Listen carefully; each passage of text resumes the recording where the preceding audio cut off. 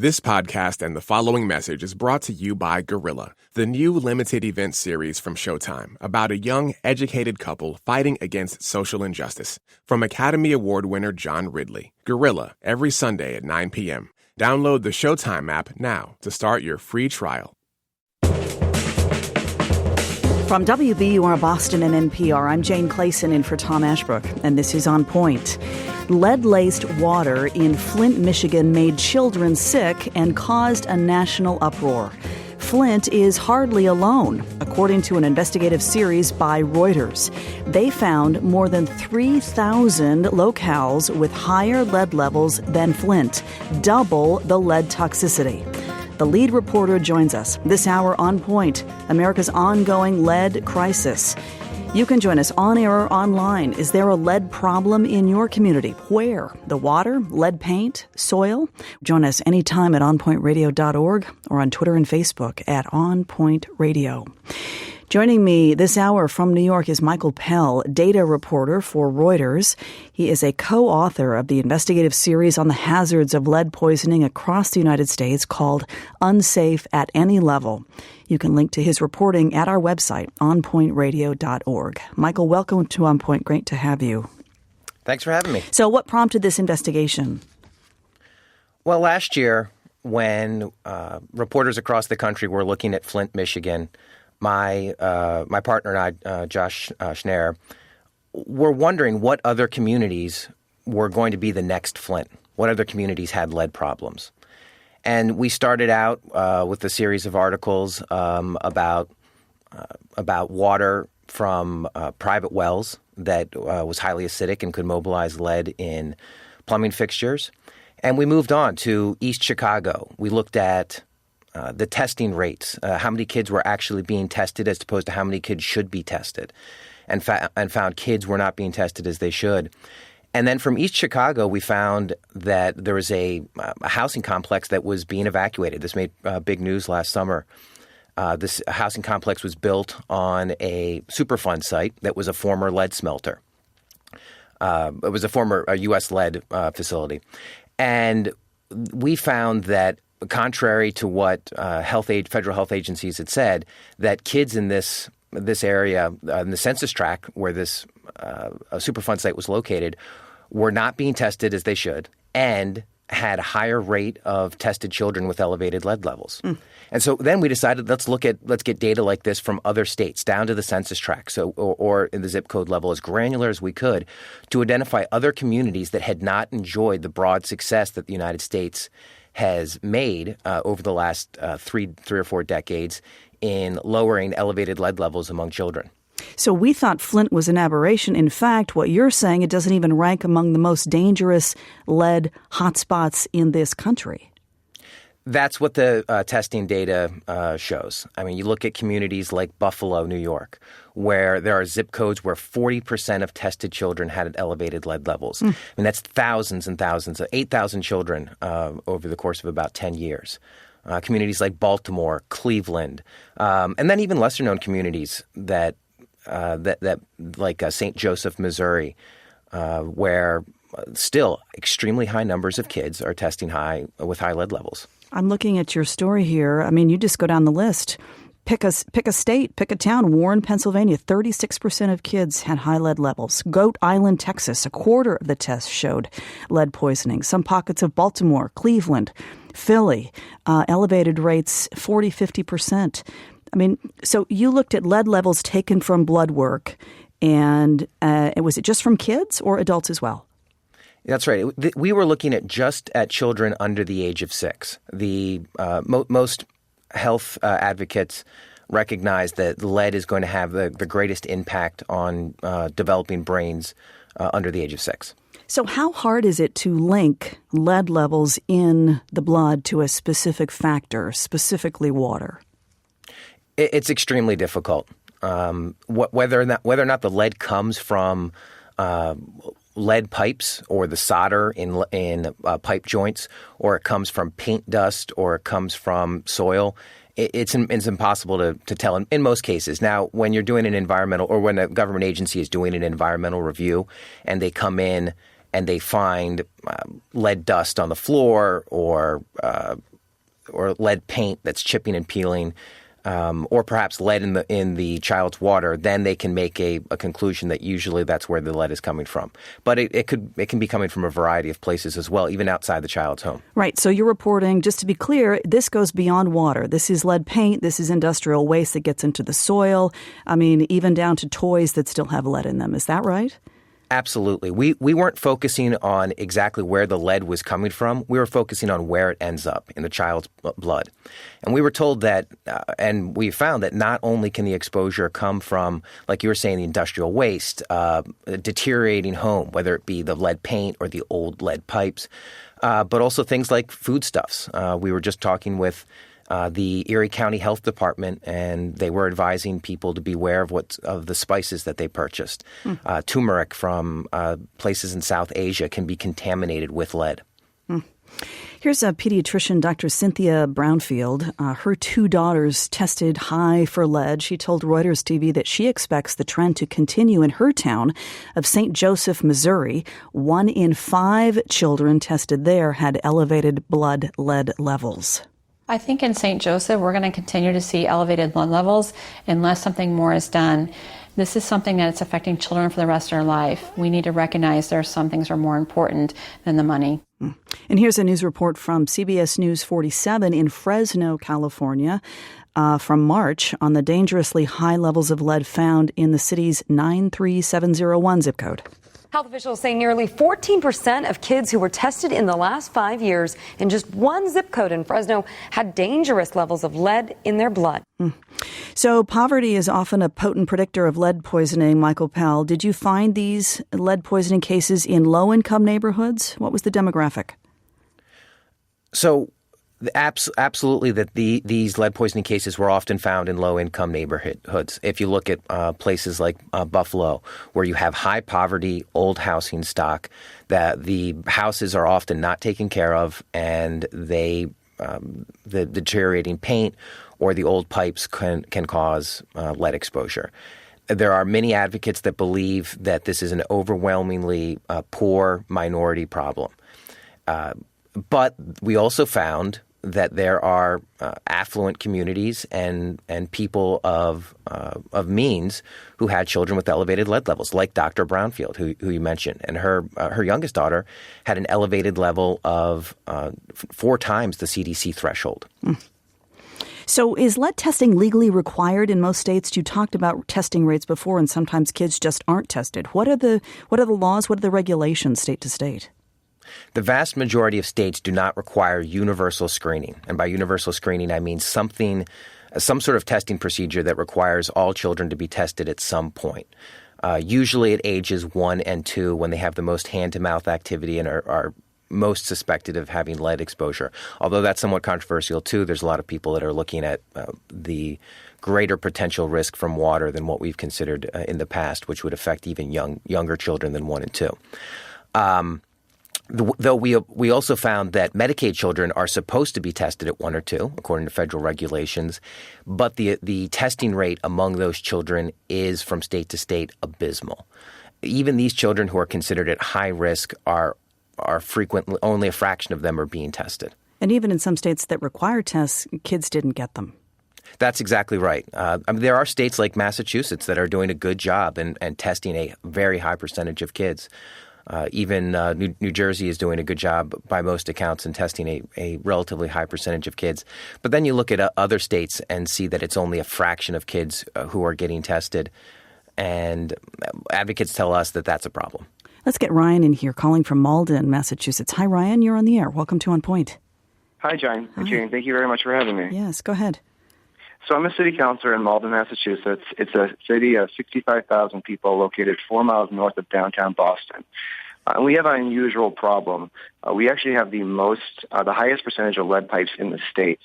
And one of the things that I've been having trouble with is trying to get the city to reprioritize cosmetic road resurfacing projects like replacing and then prioritizing the replacement of lead service lines. It's the infrastructure that you can't see versus the potholes that you can.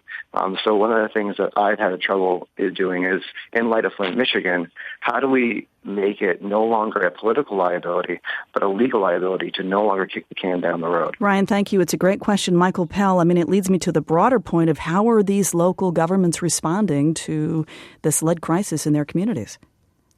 So some local governments, quite frankly, when we call them up and ask, they look shocked and surprised, and they don't know what to do. This problem can be overwhelming for them. It's an expensive problem.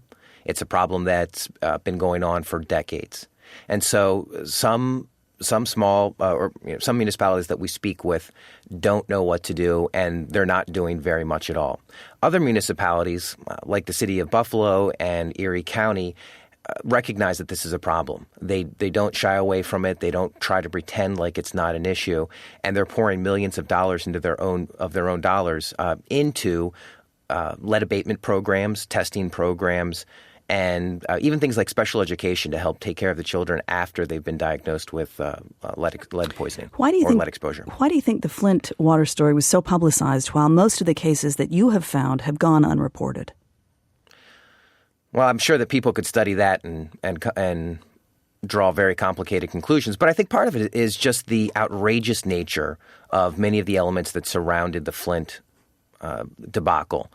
The idea that public officials were not telling the truth, the fact that the water source had been switched, and so it was an actual action by government officials that led to an acute problem.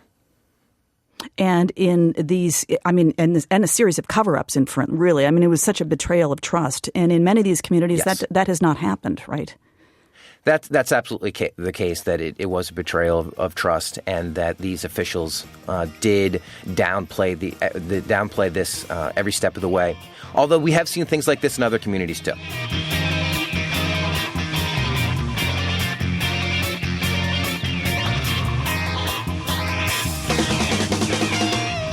This is On Point. I'm Jane Clayson in for Tom Ashbrook. We are diving into a big investigative series by Reuters about this nation's lead poisoning crisis that goes way beyond Flint, Michigan. And you can join the conversation. Have you done lead testing in your home?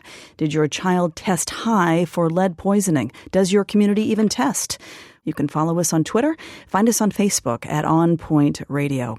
We're speaking this hour with Michael Pell, data reporter for Reuters. He's co-author of an investigative series on the hazards of lead poisoning across the United States called Unsafe at Any Level. You can link to it at our website, onpointradio.org. Joining me now from Pittsburgh, Pennsylvania, is Chris Marr, reporter for the Wall Street Journal. His latest piece is titled Pittsburgh Grapples with Lead in Water. You can link to it at our website, onpointradio.org. Welcome to you, Chris. Nice to have you. Hi, Jane. Great to be with you. Well, thank you. Describe the problem you found there. Well, first, I guess I would say that Pittsburgh is not Flint. Pittsburgh is grappling with its own lead issue, but it's not as severe as Flint is. So last year, the city tested its lead using the limited sampling that it does, and it found lead levels of 22 parts per billion, which is above the federal action level of 15 parts per billion. More recently, in December, that level had fallen to 18 parts per billion. So it's, it triggered a lot of mandates. The city now has to remove about 7% of its lead pipes or lead service lines each year. And it's, has launched this public outreach campaign, and it's actually last week just started providing free water filters to residents. So dig into this a little bit. Is this linked to water? Is it linked to the service lines of water? Is it linked to infrastructure? I mean, what exactly is at the heart of this?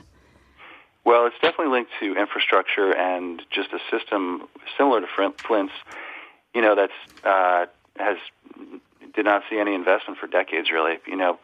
The pipes in some places are, a century old, and they've been decaying, and but it's not actually clear what has caused these lead levels to rise. The city of Pittsburgh's water authority actually changed its corrosion control chemical back in April of 2014, and it's not clear if that may have also caused lead levels to rise too, if the corrosion was beginning to leach lead out of the pipes. And again, that's another interesting coincidence with Flint, because that's, of course, the month that Flint switched its water source and started getting into all the problems it had. So here's some sound. This is a new study from the Journal of Pediatrics finding that Pennsylvania has the 6th highest rate of kids with elevated blood levels in the country. Pittsburgh pediatrician Dr. Amy Nevin told the local CBS station there it wasn't the water that was responsible. I want to be sure that we don't lose focus on what we know is dangerous to children. When the homes of these children in my practice were evaluated, regardless if the year was 2005 or 2016, the culprits of the poisoning in each home were always identified as paint. So it's not just water, it's not just pipes. I mean, there are other culprits here, as we hear the pediatrician talking about. Chris? Yes, that's definitely true. I mean, in Pittsburgh and the surrounding county, Allegheny County, the health departments found that lead levels in children 6 years old and younger have actually been decreasing, and people think that's because of lead abatement programs with lead paint, lead soil. But some people are actually wondering if those figures, those statistics, may be masking the effects of lead in water, which may be subtler, but still affecting children. So people are scrambling there in Pittsburgh, as I'm reading, as you have been reporting, and people who can afford it, many are replacing the pipes in and around their homes. Is that right? Yes, that's true. I mean, the city is, it's got this mandate now. It's got to replace lead service lines, but people are being proactive, and they're getting the lines dug up from their properties as well. I did talk to one family that had done that, and it can be expensive. It costs them between $9,000 and $10,000 just to remove about 30 feet of lead pipe. So I think that's probably well above the average, but it can be a costly endeavor. Yeah, and if you can't afford it, I guess you're just stuck. Yeah, and one of the problems here is that the city is only replacing the public portion of the lead pipes. It says it doesn't have the authority under state law to replace what's under the private property. So they're trying to get the laws changed in Harrisburg, the capital of Pennsylvania, with lawmakers. But at this point, they're really just replacing, they're doing these partial replacements, which can, be problematic. Mark Edwards from Virginia Tech was very outspoken about, doing full replacements, because when you only replace part of the line, you can dislodge lead from other sections and, actually increase the exposure to people. Let's get Janelle in here from Boston, Massachusetts. Hi, Janelle. You're on the air. Welcome to On Point. Hi, Jane. Thanks for having me. You bet. Go ahead. I actually just want to go back to the first caller's question about when you have local municipalities that are neglecting or kicking the problem down the road. At what point does that rise to the level of liability, either civil or criminal? And, what are the remedies other than the ballot box that we have to really pressure these officials to take action? So instead of what the first caller said was spending money on surfacing roads and cosmetic repairs, they actually do have to allocate and prioritize the lead pipe removal. Janelle, thank you. Michael Pell, I'll ask you that question. Janelle wants to know, people that are kicking the can down the road in local government here, I mean, what's the liability? Well, I think that the liability, there's not necessarily a huge liability for local government. So many of these problems occur in the home. That when you purchase your home, you have a house that has old lead paint, you have a house that has old lead pipes, and for many people, that's the homeowner's problem. So, but she said she doesn't like the idea of relying on the ballot box, but I think that's what it's going to take in the vast majority of cases. People are going to have to get interested, not only in the ballot box, but also with nonprofit movements. There are a lot of nonprofits that have taken this issue on, like Push Buffalo, that provides lead-safe housing for residents, low-income residents frequently in Buffalo. The Green and Healthy Homes Initiative is a national organization that's working on providing healthy housing for people. So there are options. People can get involved. I don't think that there's a quick option. There's not an easy option. This is something that's going to take a lot of hard work and a lot of interest from people. And I know a lot of people don't want to hear that. But getting involved in your local government, getting involved with your local and national nonprofits that do tackle these issues is going to be critical. Chris Marr, Pittsburgh's water authority there is nearly $1 billion in debt, as I have been reading. What's the plan to fix this? I mean, I read here they want to borrow $1 billion to upgrade the water system. I mean, in the meantime, they're handing out free water filters. I mean, what's the plan beyond free water filters? Yes, so the mayor and other officials want to restructure the Pittsburgh Water and Sewer Authority because right now, with its indebtedness, it can't possibly borrow any money. So they want to restructure it. They don't want to privatize it, they say, but they want to have possibly some kind of private partner. And they want to borrow $1.5 billion to upgrade the infrastructure. $411 million of that is the estimate to replace all of the lead pipes. And they hope to do that over the next decade. I mean, there's other things happening. They're also digitizing old records. As in Flint, Pittsburgh doesn't really know where the lead is buried. And they're actually going out surveying and, digging up some lawns to find out where the lead pipes are as well. Chris Marr with the Wall Street Journal. Really appreciate your time and your reporting on this important topic. Thanks so much, Chris. Thank you. Joining me now via Skype from Flint, Michigan, Naira Sharif, director of Flint Rising, a coalition to advocate for families impacted by the Flint water crisis. Naira, welcome to On Point. Great to have you. Hi, Jane. Hi. Thanks for having me. We don't want to forget Flint in this conversation where this story was originally and initially recognized as a significant problem. Tell us how things are in Flint today. Well, not much has changed in the lives of Flint residents. Actually, right now, we are bracing for water shutoffs because we've never stopped being charged for poisoned water. And people who refuse to pay for poisoned water are now facing water shutoffs. In addition, we have a couple of weeks ago, we had 6 people who were arrested at a community meeting, basically for asking questions and wearing hats.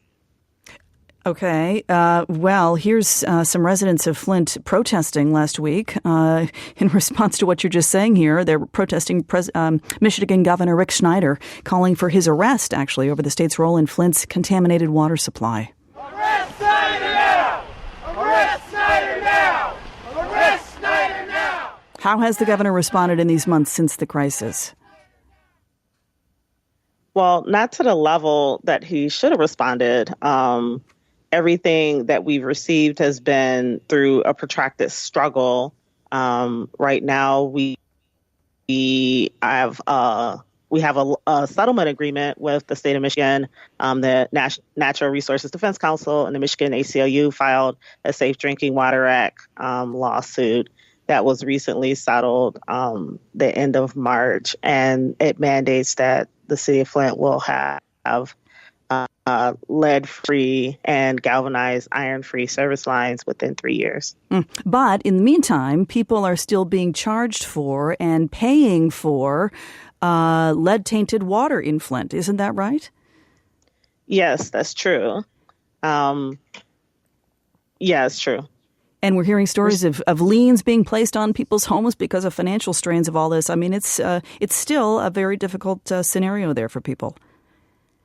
Yes, unfortunately, within the city of Flint, people who refuse to pay their water bills, they'll have a lien put on their property taxes. And because of a previous law about 10 years old, shortening the tax foreclosure process, people can lose their homes within 2 years.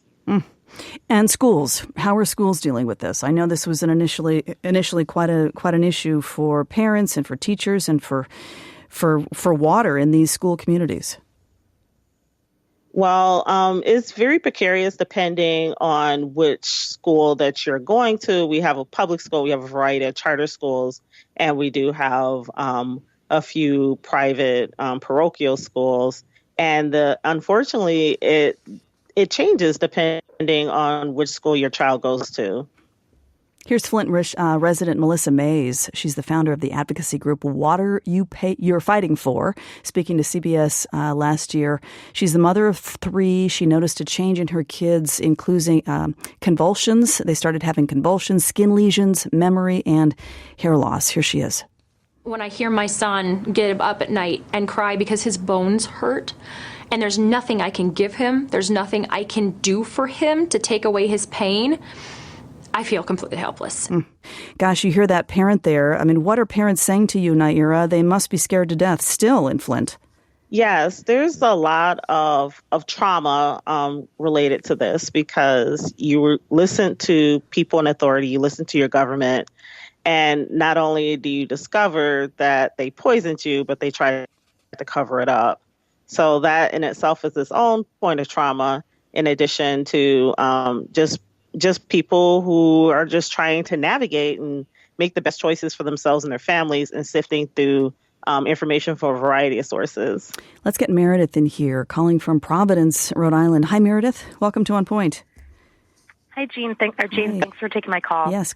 We have a kid who tested positive for lead when he was a baby. He's 2 now, and we went through the process of getting a water filter for our house.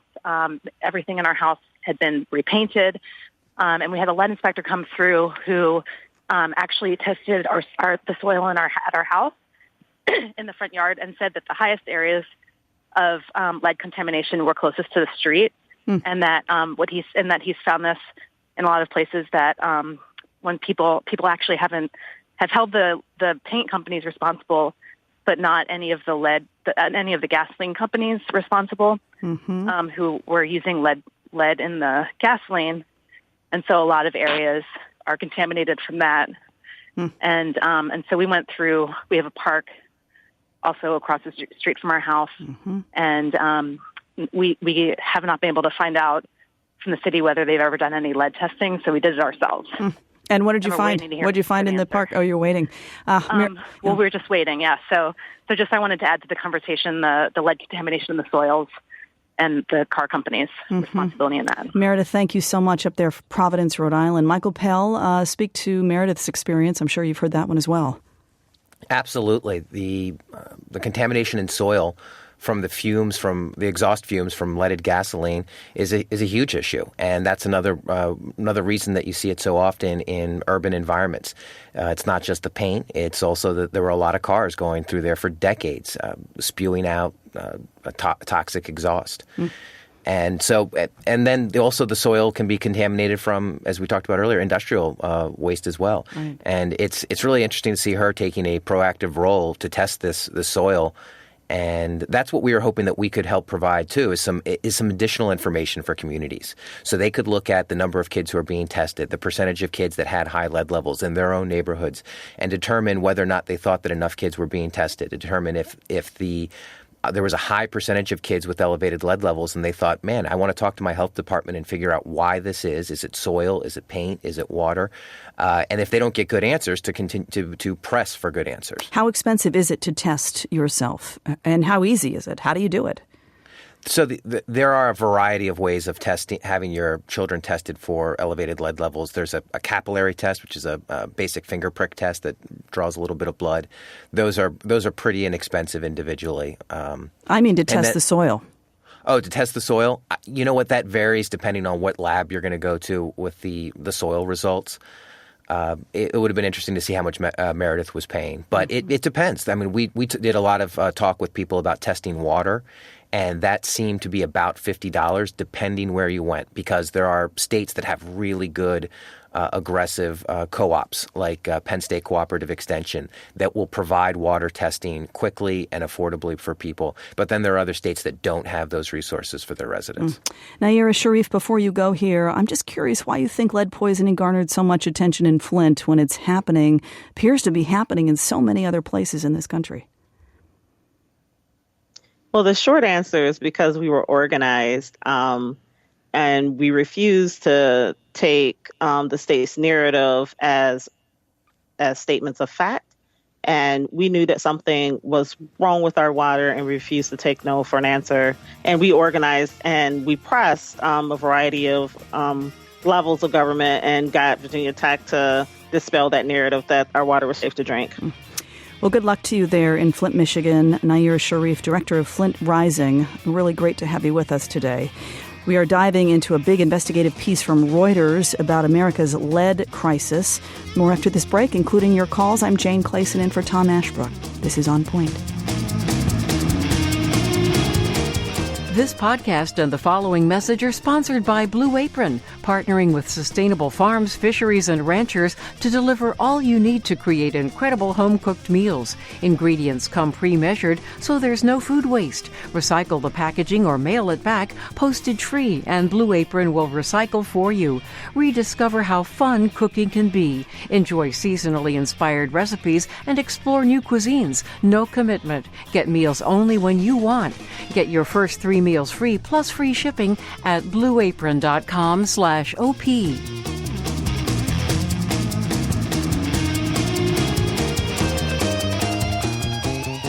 I'm Jane Clayson. This is On Point. We're looking this hour at lead poisoning in communities beyond Flint, Michigan, across the United States, and you can join the conversation. Are you drinking bottled water? Is it out of necessity or an abundance of caution? Will you test the soil before you get the garden planted this year based on what you're hearing? The CDC recommends action when a child has 5 micrograms of lead per decibel, but damage begins at even lower levels with lead exposure. Here is some sound from a report from last June at the Kansas City Star. 3 micrograms per deciliter. Decreased test scores in elementary school. Difficulty learning reading and math. 4 micrograms per deciliter. Speech delays and hearing loss. 5 to 9 micrograms per deciliter. 30% more likely to fail 3rd grade reading and math tests. We're talking with Michael Pell this hour, data reporter for Reuters and co-author of an investigative series on the hazards of lead poisoning called Unsafe at Any Level. Joining me now from Baltimore, Maryland is Dr. Alina Wen, Baltimore Health Commissioner and emergency physician. Baltimore is one of the cities identified in the Reuters investigation as having high levels of lead toxicity. Dr. Wen, welcome back to On Point. Nice to have you. Nice to talk to you, Jane. Thank you. So what is the story in Baltimore? What are you seeing there? What are the numbers? Sure. Well, first of all, I want to emphasize, it cannot be overemphasized that there is no amount of lead that is safe in children, and that exposure to even low levels of lead can cause permanent damage to the developing brain. In Baltimore, we have been working on a combination of prevention and aggressive enforcement of lead regulations. And actually, we've made a lot of progress in the last 15 years. In 2002, the percentage of our children with lead poisoning between the ages of 0 and 6 was 12.2%. That number is now 1.2%. So we still have, though, unfortunately, hundreds of children who are lead poisoned every year, and even one child being lead poisoned is one child too many. But we have made a lot of progress. In the last 15 years, we have reduced the percentage of children with lead poisoning by nearly 98%. So what have you done right there? What's working, Dr. Wen? Prevention is absolutely important. So we perform outreach to pregnant women to evaluate for potential lead hazards. We educate families and providers about our law here, which does require testing in children at ages 1 to 2.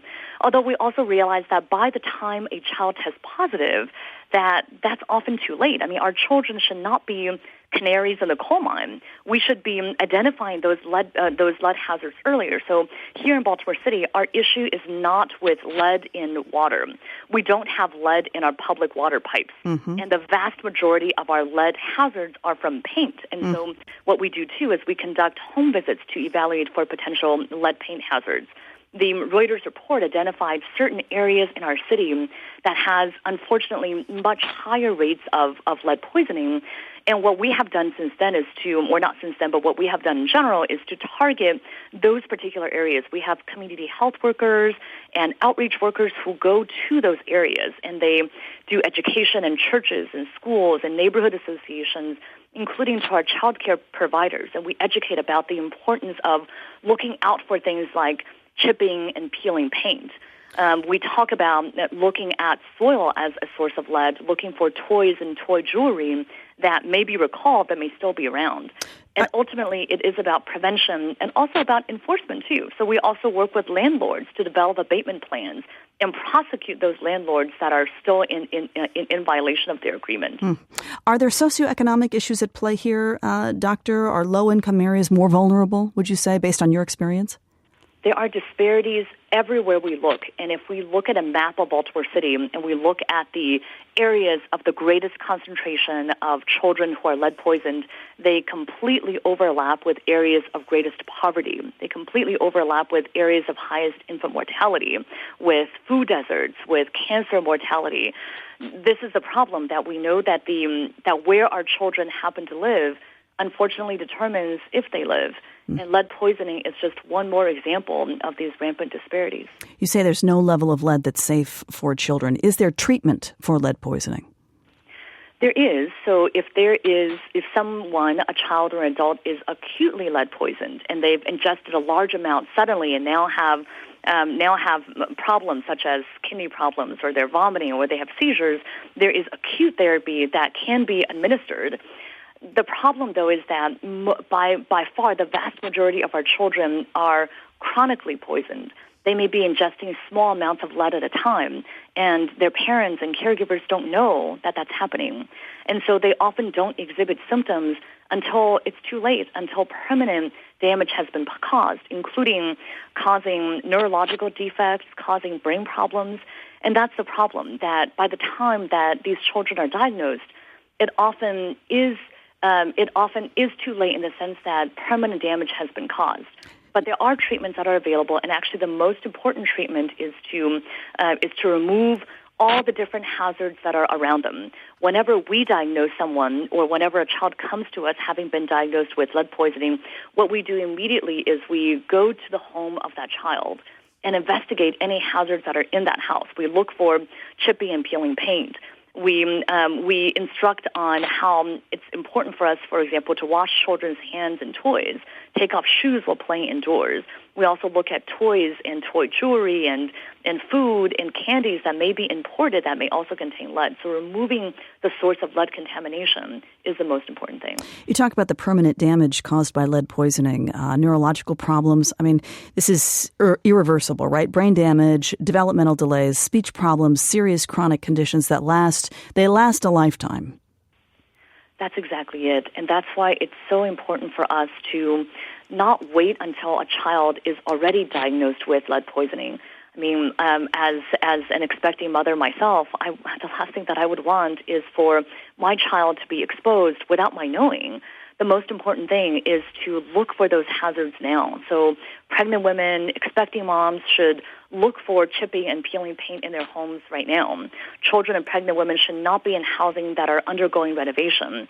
If you live in a house, or a child spends time in a house that's built before 1978, assume that the paint in your home has lead unless tests show otherwise. And those are the types of things that we can do right now to protect our children, protect our families, because we don't want to have the devastating lifetime effects and wait until after our child has already been diagnosed. Let me get Katea in here from New Orleans, Louisiana. Hi, Katea. Welcome to the program. Hi. Hi. Go ahead. You're on the air. Okay, so my daughter got tested back in 2010 or 2011. She was 10 months old, and she had lead levels of 25.2. I didn't know, but I was sanding the floors of layers of paint to dock off of my rent.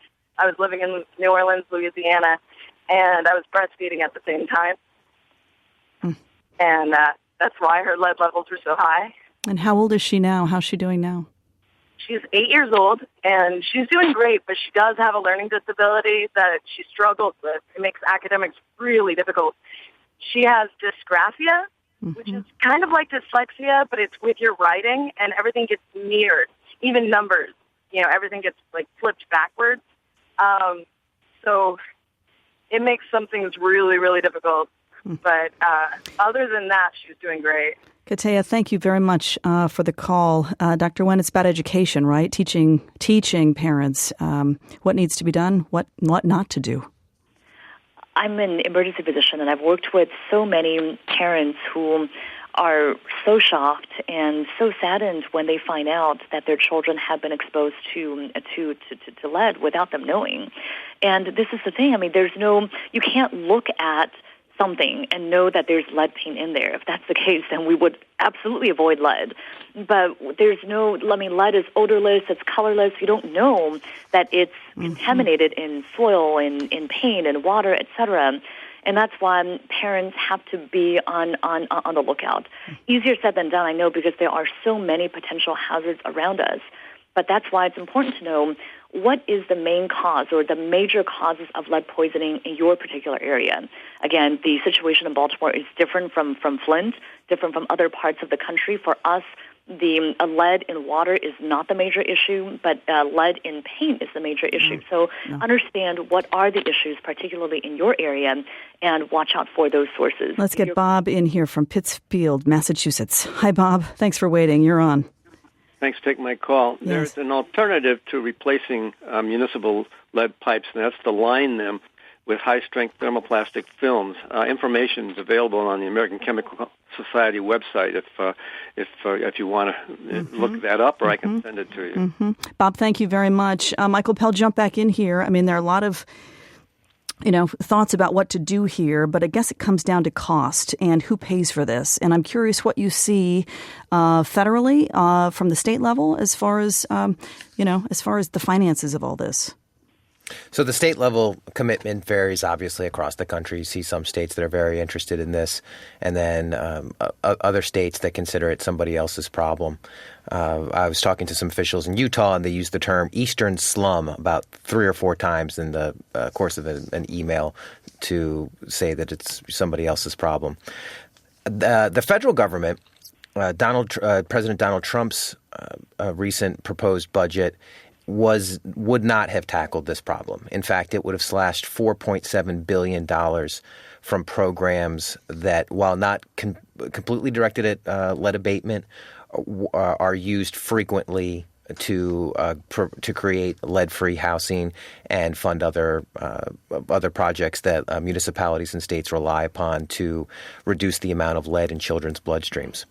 Let me play this sound. This is from the confirmation of hearing of Secretary of Housing and Urban Development in January, Ben Carson, testifying, telling Senator Elizabeth Warren that he would commit resources to address the 62,000 public housing units in need of lead abatement in this country.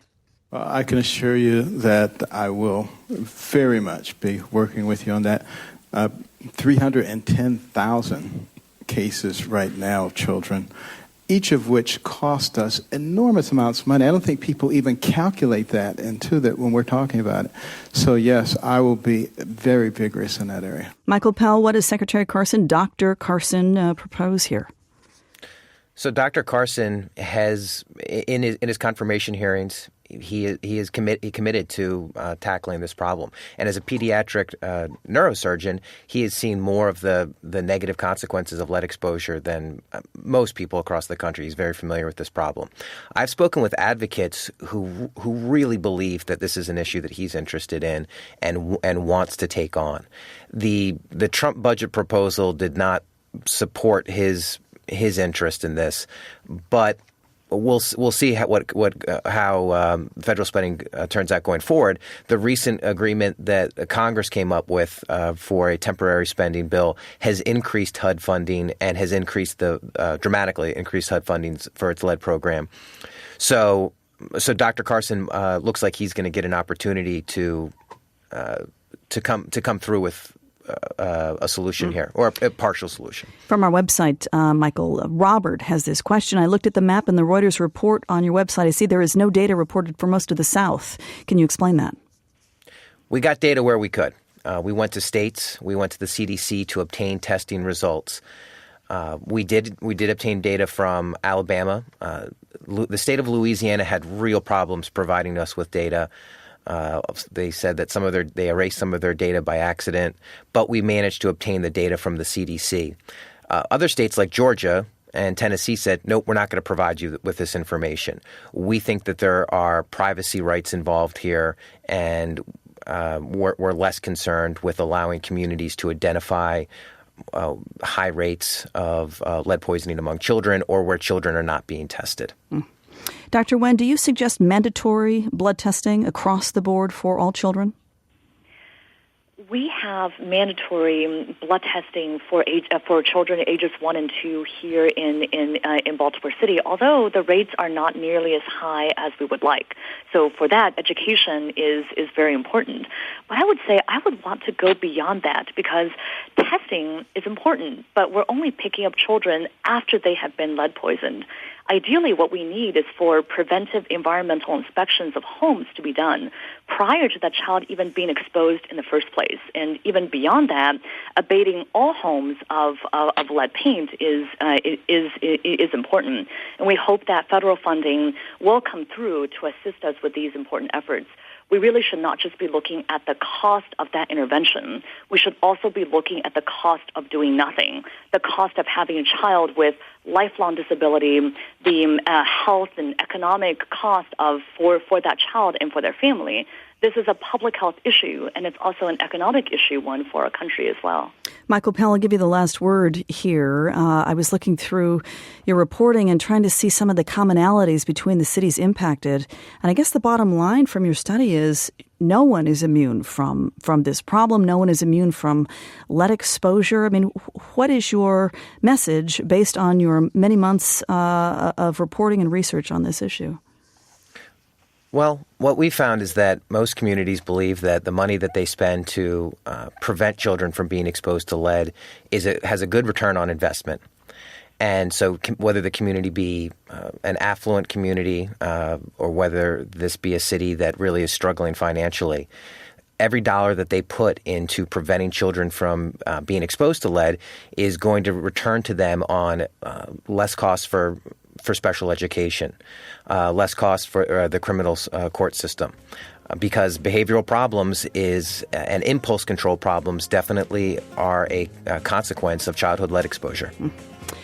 Well, Michael Pell, your report was illuminating and in many ways disturbing, but we appreciate you bringing it to us today. Michael Pell, co-author of the investigative series on the hazards of lead poisoning across this country called Unsafe at Any Level. Michael Pell, thank you very much. Thanks for having me, Jane. And Dr. Leanna Wen, Baltimore Health Commissioner and emergency physician. Doctor, thank you for your input, for your perspective and your work. Thanks very much. Continue the conversation, listeners. Get the On Point podcast at our website, onpointradio.org. You can follow us on Twitter and find us on Facebook at On Point Radio. I'm Jane Clayson in for Tom Ashbrook. This is On Point.